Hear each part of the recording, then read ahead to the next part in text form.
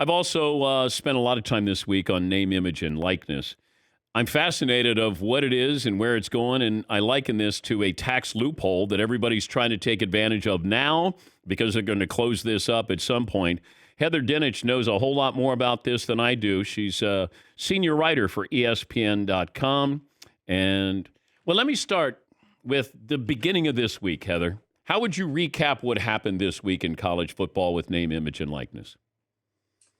Well, I would recap it by saying it became the perfect storm, really, with, throw it into a blender with the transfer portal. And that's where you have what happened at Pitt. And you've got their star wide receiver putting his name in the transfer portal. I spoke to their quarterback now, Keaton Slovis, who up and moved his collegiate life across the country to go to Pitt to play there in large part because of that receiver. And now he might not be there. And that just kind of shows where we are. But this has been happening for a long time. I think the issue of the transfer portal has exacerbated what you're seeing with name, image, and likeness.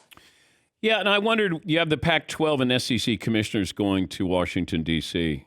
What are they lobbying for? Well, they're lobbying for legislative help, meaning somebody tells what the rules are. And Dan, it's fascinating to me that those are the two people who are going, not NCAA President Mark Emmert, who's on his way out.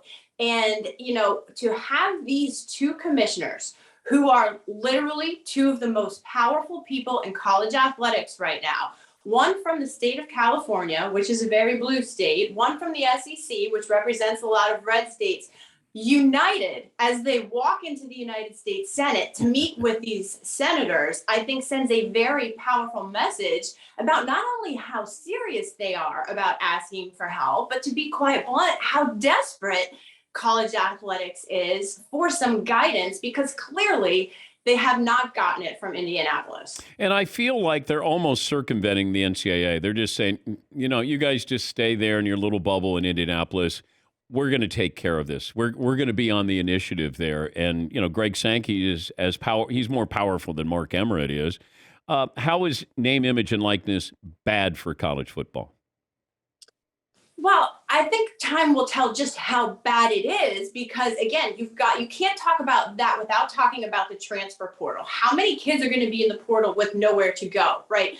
It's bad right this skinny minute because college coaches have no idea who's on their roster, right? Everything ties into something else, which is why they're trying to get these transfer windows. One in the last the last Sunday of November that leads up to early signing day, and another window kind of around now, mid-April to May 1st, which is currently the only deadline to put your name in the portal right now, is May 1st. And so they're hoping, well, if at least we narrow these windows, it'll help coaches tell who on their roster. But to the example of Slovis at Pitt, guys have to know who they're playing with, too. They have to know what they're signing up for when they move. I spoke with one athletic director when I was in Scottsdale last week who told this anecdote of, we had this great linebacker who wanted a car. And so he goes to the local car dealership and says, hey, on the up and up, what can we do to help this kid out? And the car dealer's like, well, I'm not really comfortable with that. So the kid leaves, goes and gets his car somewhere else.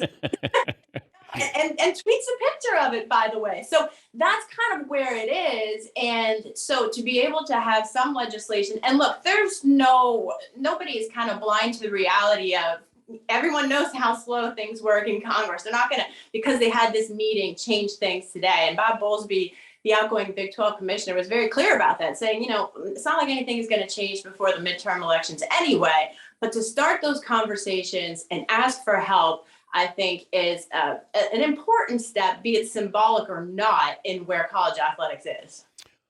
Why don't we just pull back the curtain on this, Heather, and just say, let's have a super conference. Let's have 40 of the top football programs, and you could almost structure it like the NFL and just say, look, this is big business. You're getting paid. Come on in.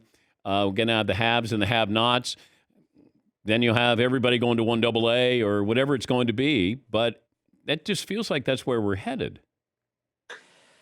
It does, but everybody has to pump the brakes on that. Like, we look at it through tunnel vision, like everyone is the SEC, which it's not. College football and college athletics as a whole is far broader than the Ohio States and Alabamas of the world, right? So there has to be some recognition of the Olympic sports, of Title IX, how that impacts the softball players, the baseball players. I mean, you name it, right?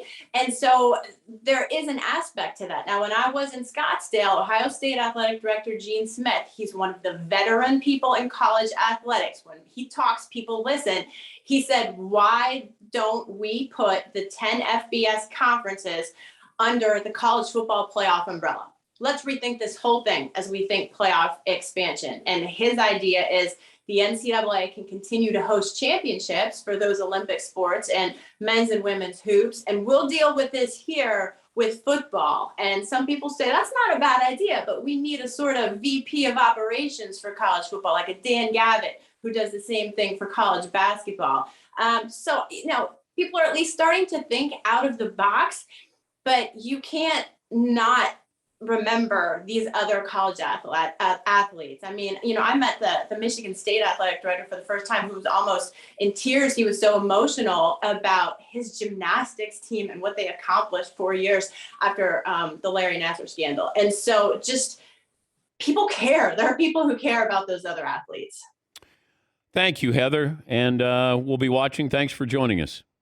Thanks, Dan. That's Heather Dinich. She covers college football, ESPN insider, national college football writer, ESPN.com.